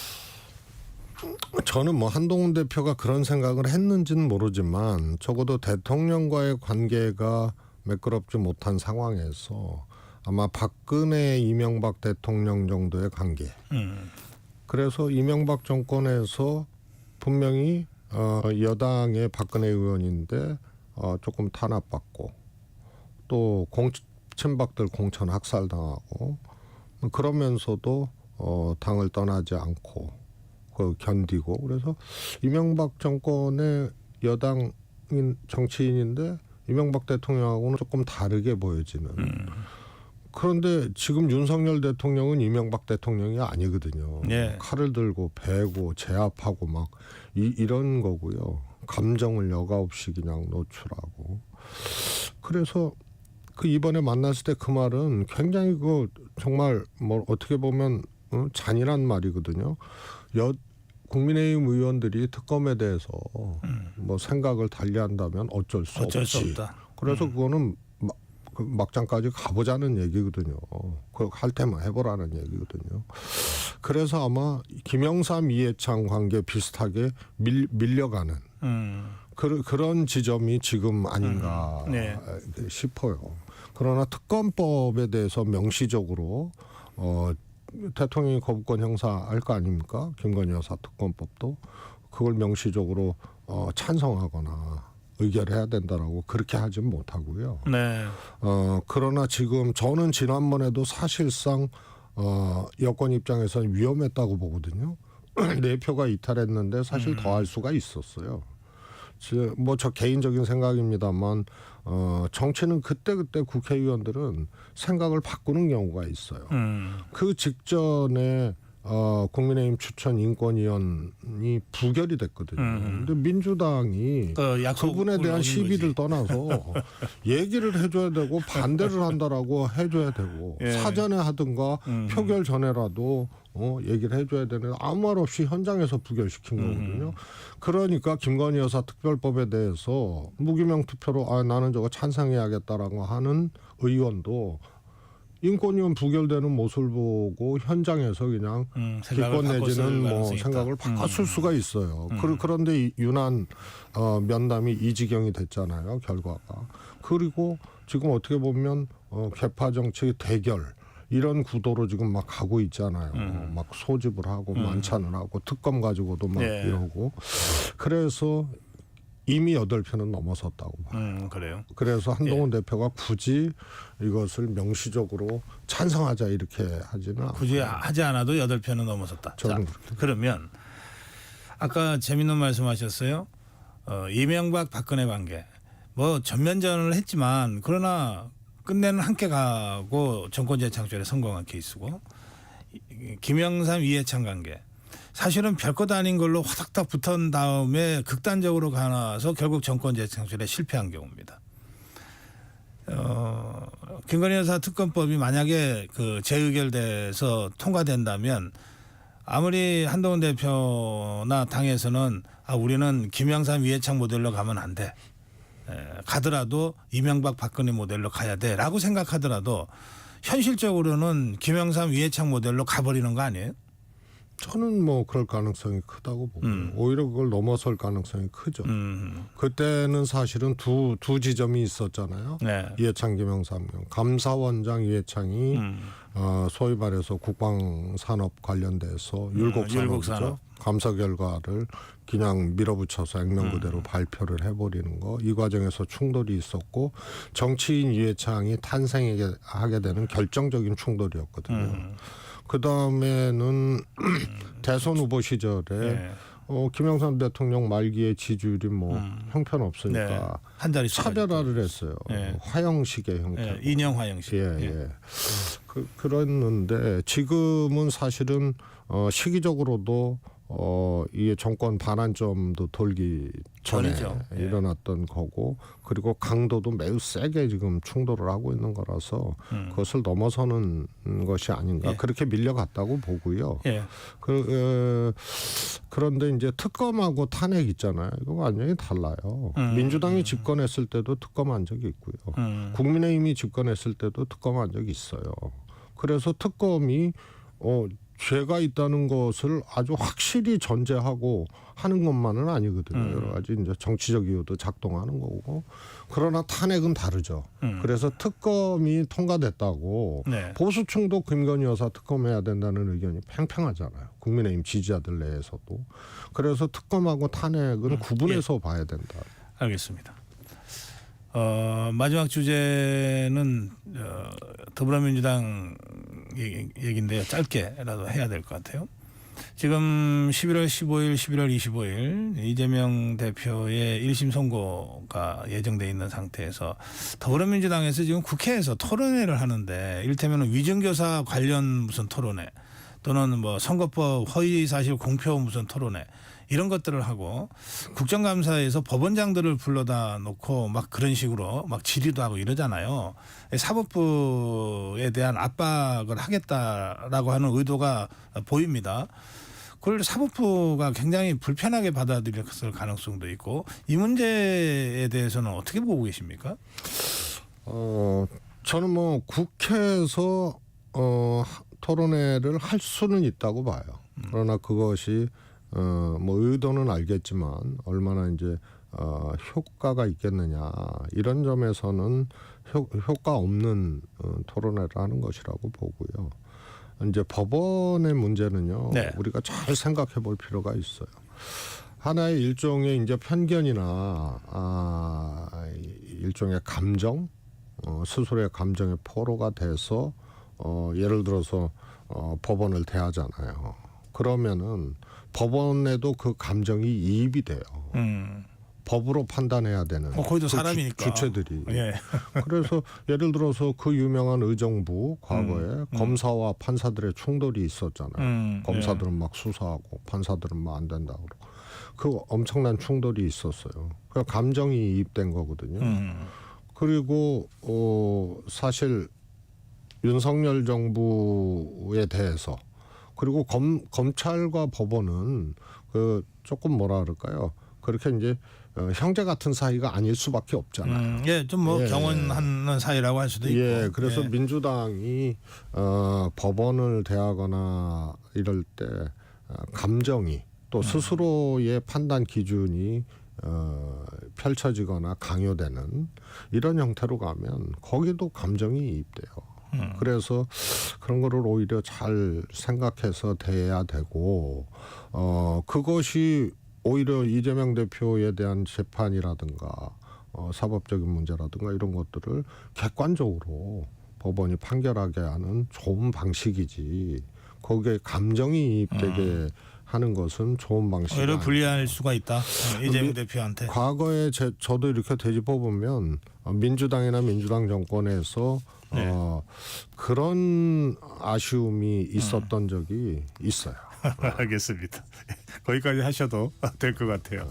이재명 대표 측에서 지금 최재성 전 정무수석의 이런 말씀을 좀 잘 새겨 들었으면 좋겠습니다. 오늘 여기까지 하겠습니다. 고맙습니다. 감사합니다. 예.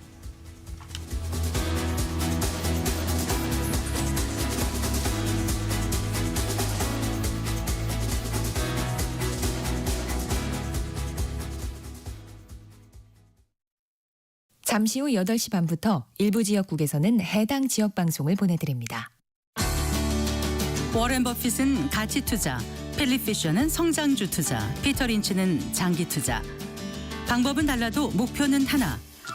성기영의 경제쇼가 성공의 길로 안내합니다.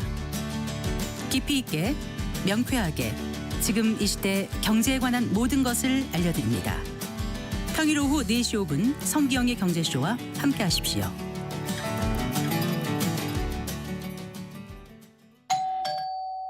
편지 왔습니다. 퇴근길 지친 당신에게 힘이 되는 뉴스를 전해드립니다. 매일 저녁 5시 5분 당신과 함께 읽는 세상 이야기 KBS 1라디오 뉴스레터 K. 지금 시각은 8시 30분입니다. KBS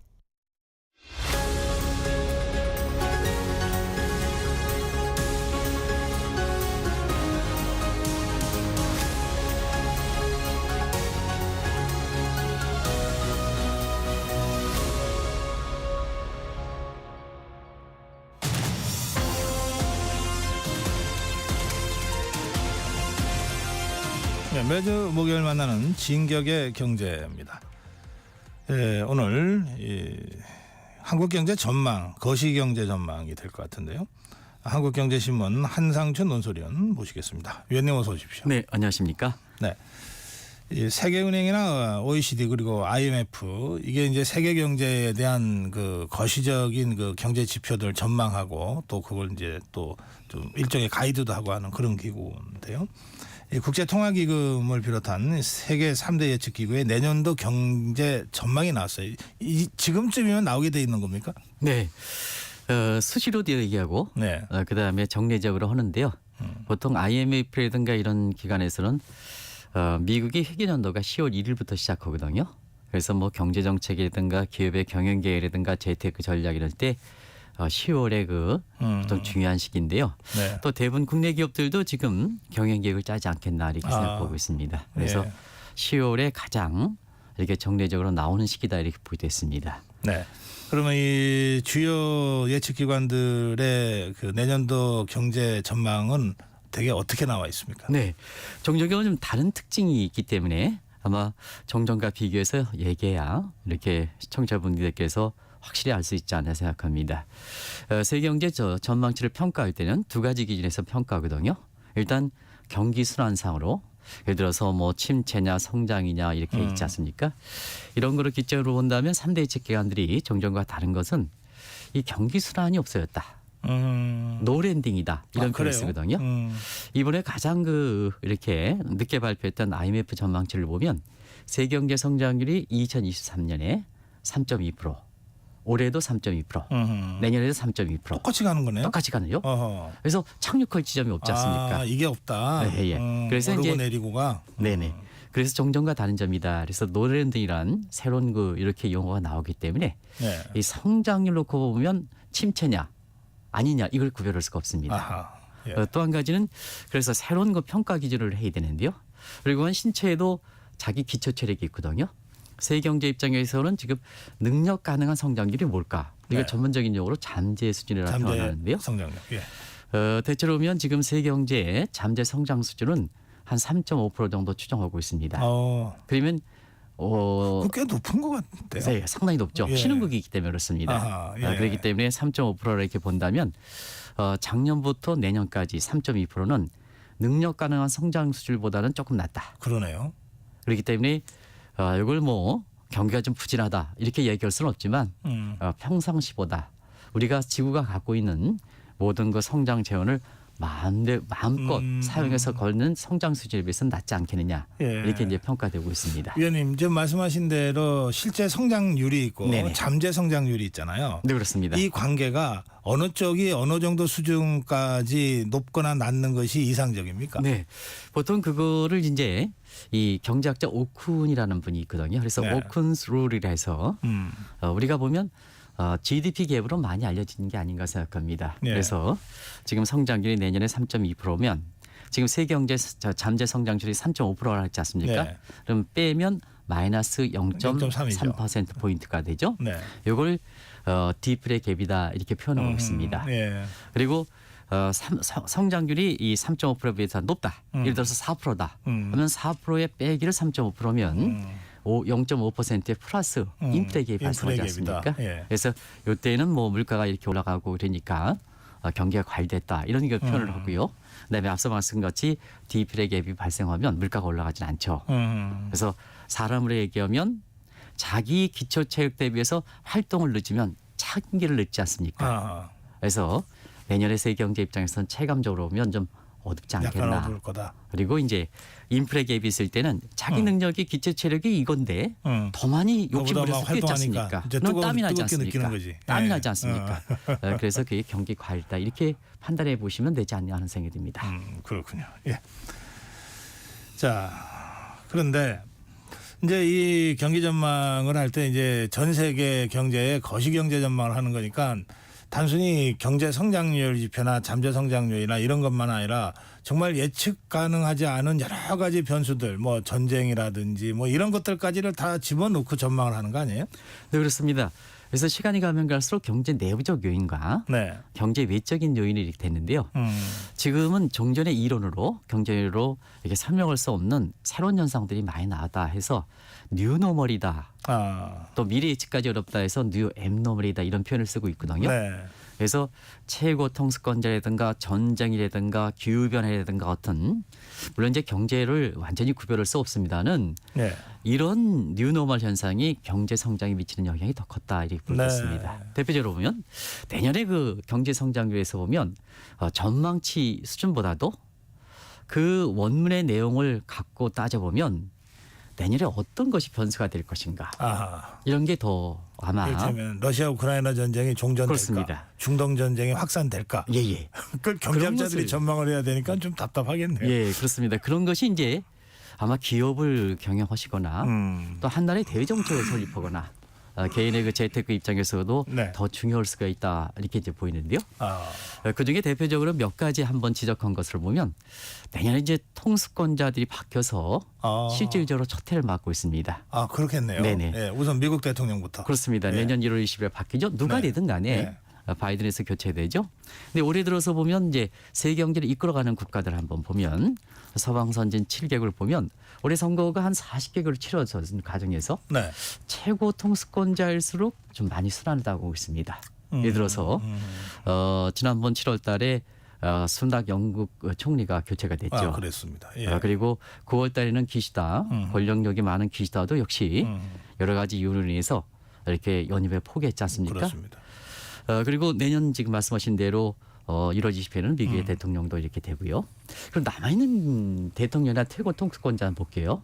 마크롱도 올해의 그 대통령 선거에서 사실 집권당이 의석수가 많이 고전했죠. 그래서 대통령직을 유지한다 하더라도 힘이 좀 약화된 상태고요. 그다음에 독일의 그 슐츠 총리도 사실 올해 같은 경우에는 여러 가지 유럽의 맹주 역할로서 존재감이 떨어진 상태거든요.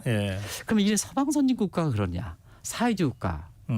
또 시진핑 같은 경우는 지금 연일 최대 규모의 경기 부양책을 내놓고 계속 있습니까? 내놓고 있던데요. 근데 경기 부양책이란 어쩌다 한번 내려야 되는데 지난 1월 24일서부터 지금까지 경기 부양책이 그만큼 어렵다는 뜻이죠. 그만큼 이제 경기가 부진하다 보니까 사실 이것을 커버하기 위해서 경기 부양책 하지만 시진핑의 의상 자체는 경기 침체 문제 때문에 굉장히 떨어진 상태고요. 그다음에 사회주의까지 떠나는 푸틴 대통령 같은 경우에도 이 전쟁의 국력 소모 때문에 러시아 국민들의 입장이 상당히 좀 지지도가 떨어진 북한한테 상태고요. 저렇게 병사받고 옛날에는 있을 수가 없죠. 옛날에는 뭐 사회주의 국가의 맹주기 때문에 있을 수 없는 일들이 발생하지 않습니까? 그래서 이런 그 통수권자들이 새로 교체되거나 약화됐을 때는 정책 거버넌스 문제가 나오거든요. 그런 것이 어떻게 레짐이 바뀌느냐에 따라서 경제에 미치는 영향이 클 것이다. 또 사실 기업하는 입장에서는 그게 더 중요할 수 있지 않습니까? 그럼요. 그럼 그렇기 때문에 오히려 성장률보다는 내부적으로 이렇게 보고서의 상세한 내용을 더 이렇게 뜯어볼 필요가 있다는 것을 말씀드리겠습니다. 전쟁 때문에 투자 계획이 취소되는 경우에 엄청난 손해를 기업 단위에서 볼 수밖에 없고. 그렇습니다. 그런가 하면 또 전쟁이 꽤 오래 갈 것 같았는데 갑자기 종전이 되고 평화가 찾아와서 재건 사업이 터졌다 그러면 뭐 이미 투자했던 거가 뭐 갑자기 크게 될 수도 있고. 아주 그 중요한 지적을 하셨는데요. 우리가 같은 위험이라도 경영의 위험이라 하더라도 예측 가능한 것은 대응을 할 수가 있습니다. 근데 전쟁이라든가 기후이변이라든가 하면 이 정규 분포의 가운데 두터운 게 아니라 양쪽에 그렇죠. 테일 리스크, 예. 꼬리염이거든요. 이건 어쩌다 한번 발생합니다. 음. 어쩌다 한번 발생하면 대응을 못 세운다는 얘기거든요.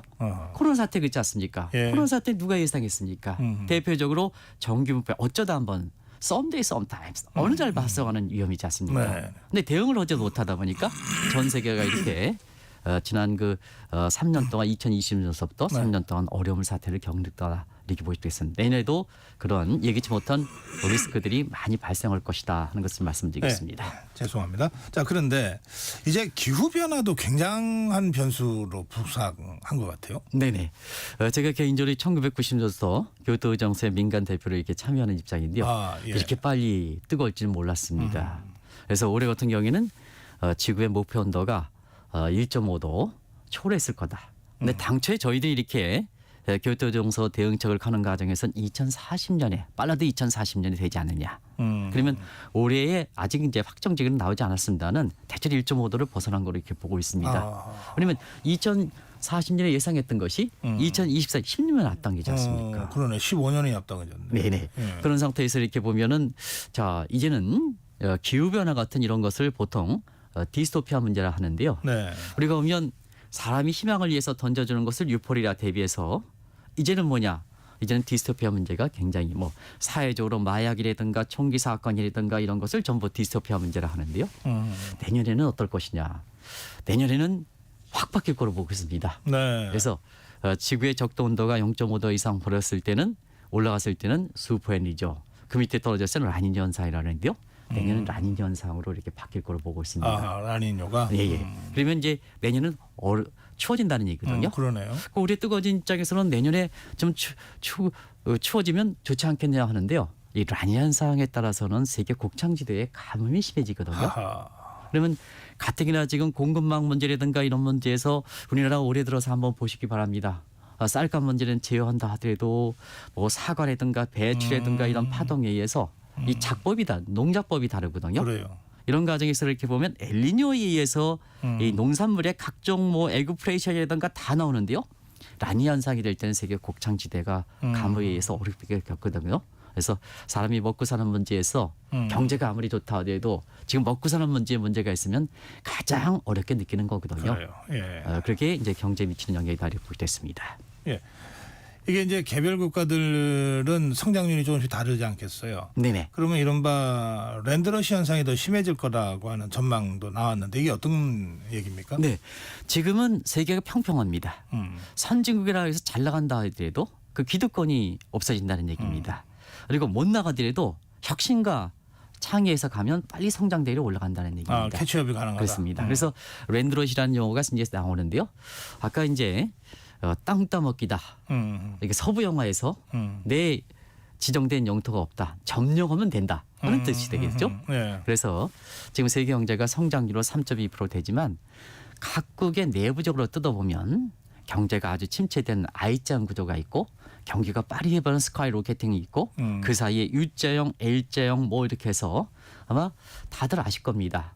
그런 쪽의 내용들이 다 포함되고 있기 때문에 사실 세계 경제 입장에서는 종전에 갖고 있는 이론상의 지위 또 경제 성과상의 전년도에 성장이 됐기 때문에 다음 연도엔 성장이 계속되지 않느냐 하는 이런 경제에서 기득권이 없어진다. 네. 허기에 따라서 다르다. 그렇군요. 허기에 따라서 예. 다르다. 기업 같은 경우에도 랜드러시 한다면 예를 들어서 뭐 대기업인 대기업이 뭐냐 세계적으로 보면 내가 차지하기 때문에 이렇게 조금만 그 지위 때문에 조금만 흐트러지면 아주 밑으로 떨어지게 되고요. 그다음에 공룡과 같은 집단이 있다 하더라도 지금 막 스타트 기업이라 하더라도 공룡 집단 때문에 내가 갈 길을 못 간다. 1등 기업이 못 된다. 그렇지는 않다는 얘기입니다. 그래요. 이게 전형적으로 지금 보여지는 랜드러시다. 알겠습니다. 그게 포함되니까 세계 경제도 그런 현상이 나타난다고 됐습니다. 세계적으로도 또 국내적으로도 경쟁은 훨씬 치열해졌고 네, 그렇습니다. 그리고 도전할 수 있는 틈들은 어쨌든 더 넓어지고 있다. 네네네. 그러니까 우리 세계 1등이야 그러고 안주하는 순간 떨어진다. 그렇습니다. 그런 것이 이제 우리나라에서 보면 반도체라든가 이런 것도 예. 보여주는 대목이 아닌가 생각합니다. 예, 오늘 세계 경제 전반에 대해서 더 치열해지는 세계 경제, 더 열심히 하면 기회가 열린다. 예, 크게 봐서는 이렇게 결론을 내려도 될 것 같습니다. 여기까지 하겠습니다. 고맙습니다. 네, 고맙습니다. 네, 한국경제신문 한상춘 논설위원이었습니다. 전격 시사 듣고 계신 지금 시각 8시 44분입니다. 이 시각 출근길 교통정보입니다. 도로 위가 여전히 빨갛게 물들어 있습니다. 호남선지선 대전 쪽으로는 유성 부근에서 사고도 났는데요. 승용차 관련 사고를 처리하고 있습니다. 3km 구간에서 여파를 받고 있습니다. 경부고속도로 서울 쪽 칠곡 분기점 부근에서 정체고요. 북천안 부근 지나기 더딥니다. 이후로는 기흥 부근에서 수원 쪽으로 속도가 떨어지고 있고요. 서울 요금소에서 판교 쪽으로 막히고 있습니다. 또 금토분기점에서 반포 쪽의 이동 많이 답답하실 텐데요. 양재 부근에서 있었던 사고는 정리가 됐습니다. 서울시내 올림픽대로 하남 쪽으로 가양대교 부근도 사고가 있었는데 여기도 처리는 됐습니다. 하지만 행주에서 한강대교 쪽으로 50분 정도는 예상하셔야겠고요. 반포에서 영동대교 쪽으로 정체 이어집니다. KBS 교통정보센터에서 이현입니다.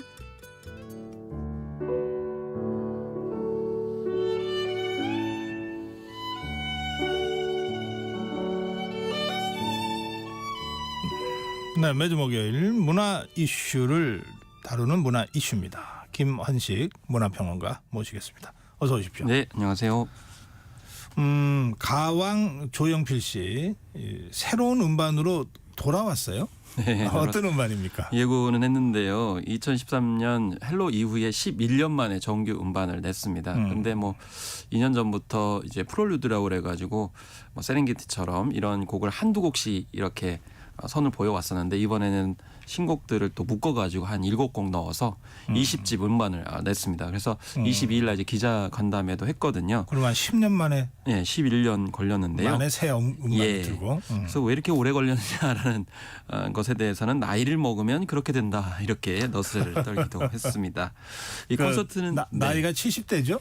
예, 지금 이제 80을 향해 가고 있는 그런 상황이기 때문에 대단하다라고 볼 수가 있겠죠. 그래서 예. 이렇게까지 이제 노년기에 활동하고 있는 것 자체도 굉장히 중요한 우리 문화사의 의미가 있다고 생각하는데요. 네. 이 콘서트는 계속했지만 앨범은 쉽게 만들어지는 게 아니다. 일단 곡이 마음에 들어야 하는데 만들어 놓고 다음 날 보면은 에라이 하는 말이 절로 나오더라. 그래서 그렇게 쓴 곡만 수백 곡이 넘는다고 합니다. 그래서 곡을 완성했지만은 만족스러운 곡이 없었다라는 것이거든요. 네. 그래서 지금도 한심하다는 생각이 든다. 거칠애가 아니라 항상 그런 생각이 든다라고 냉정하게 이렇게 평가를 했습니다. 그래서 앞서서 이제 발표했던 세 곡 외에 그래도 돼 그리고 타이밍 외 같은 곡 이렇게 선을 보였는데 전반적으로는 좀 경쾌한 음악입니다. 그래서 일렉트로닉, 팝, 뭐 발라드, 락 장르를 다양하게 구사를 하고 있는데 뭐 지난해에는 잠실 주 경기장에서 단독 콘서트를 연 바가 있는 등 이제 콘서트 활동을 계속 그동안 해왔던 면이 있습니다. 조영필 씨가 싱어송라이터입니까? 그럼요. 예. 근데 물론 이제 전부 다 작사 작곡을 하는 건 아닙니다. 다른 작곡가의 곡도 받긴 하지만. 예, 그렇습니다. 네. 특히 이제 젊은 감성이 들어 있는 곡 같은 경우는 이제 작사가한테 맡기는데 예를 들면은 뭐 김이나 이제 작사가한테 의뢰한 경우도 있었고 이번에 화제가 되었던 타이틀곡인 그래도 돼 같은 경우에는 저 젊은 작사가 임서연 작사가한테 부탁을 하기도 하는 등 어쨌든 뭐 싱어송라이터라는 걸 고집하지 않고 이제 좋은 노래라고 하면 협업을 하는 것도 마다하지 않고 있다는 점이 또 이제 장점이고 특징이죠.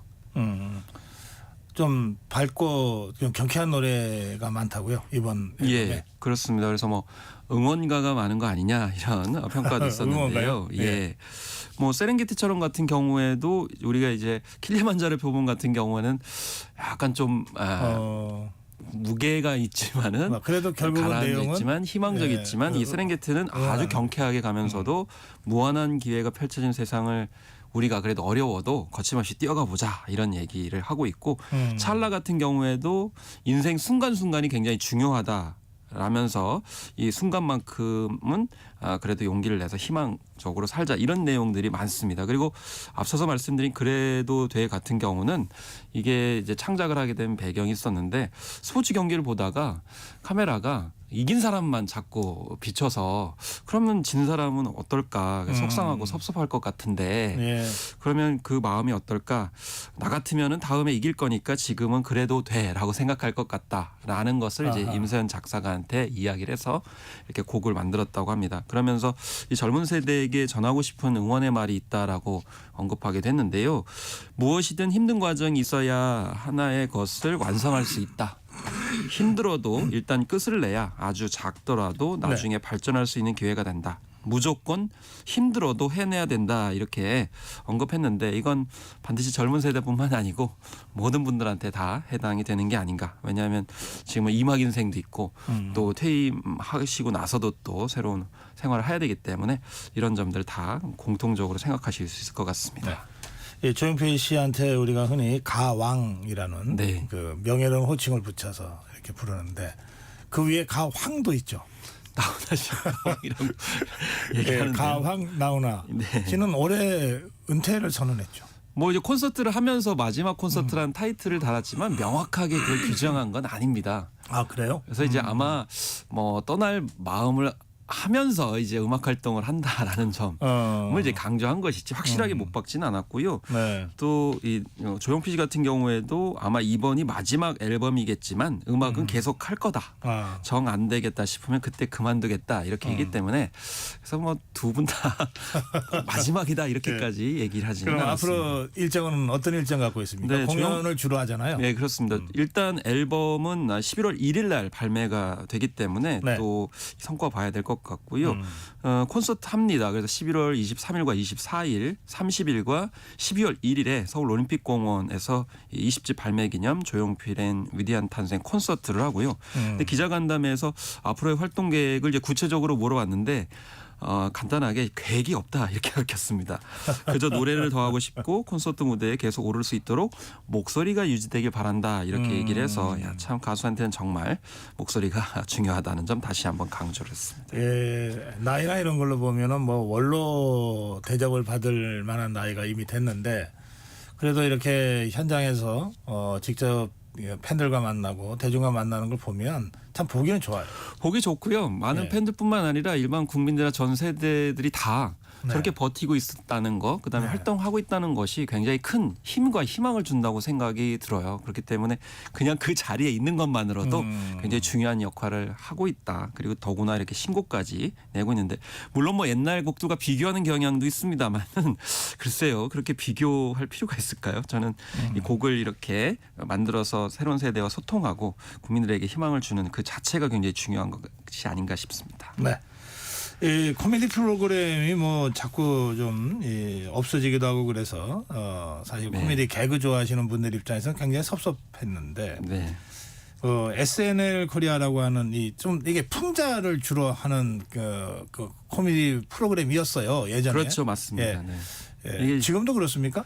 지금은 약간 성격이 좀 바뀌었다라는 평가들이 대부분입니다. 그래서 처음에는 뭐 사회 현상에 대해서 모순이나 좀 지적할 부분들을 우스개를 통해 가지고 날카롭게 패러디한다라는 평가를 많이 받았는데 최근에는 좀 일상적인 모습을 이제 패러디하다 보니까 이게 대상이 조금 적절하지 않다라는 그런 평가들을 받아왔는데 이번에도 이제 이 시간에도 말씀드렸던 국회 국정감사에 출석했던 걸그룹 뉴진스 멤버 한이를 패러디했다가 비판에 직면을 했습니다.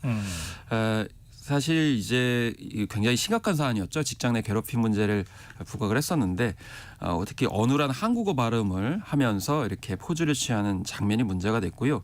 또 한강 작가 같은 경우에도 노벨상 수상소감을 이제 따라하는 장면이 나왔는데 이게 이제 문제가 됐던 것이 이제 반쯤 거의 눈을 감은 상태에서 이야기하는 모습으로 외모적 특징을 강조하는 와중에 방청객 웃음소리까지 강조를 해서 이런 부분이 과연 적절하냐라는 그런 지적을 무수하게 많이 받았습니다. 그래. 그런데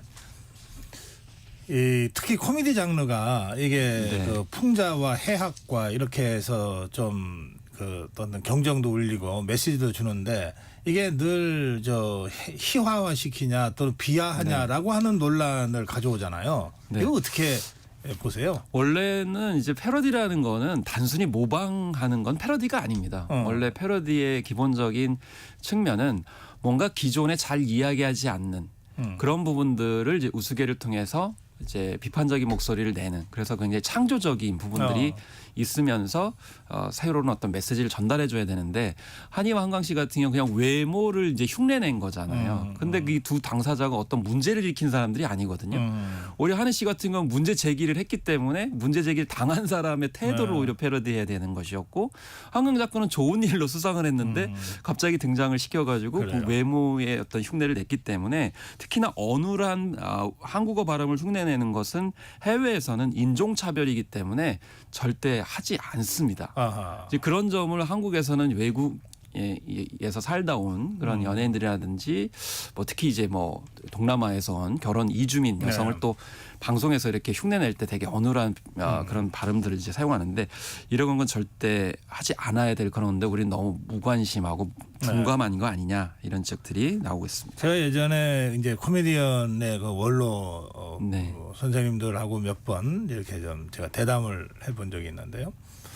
그분들이 제일 어려워하셨던 게 뭐냐면요. 소재더라고요. 네. 이를테면 무슨 소재를 선택하든 항의를 받는다는 거예요. 그래서 정말 우스개 얘기처럼 하시는데 찾다 보니까 결국 제일 힘약한 거지들을 소재로 할 수밖에 없었다. 네.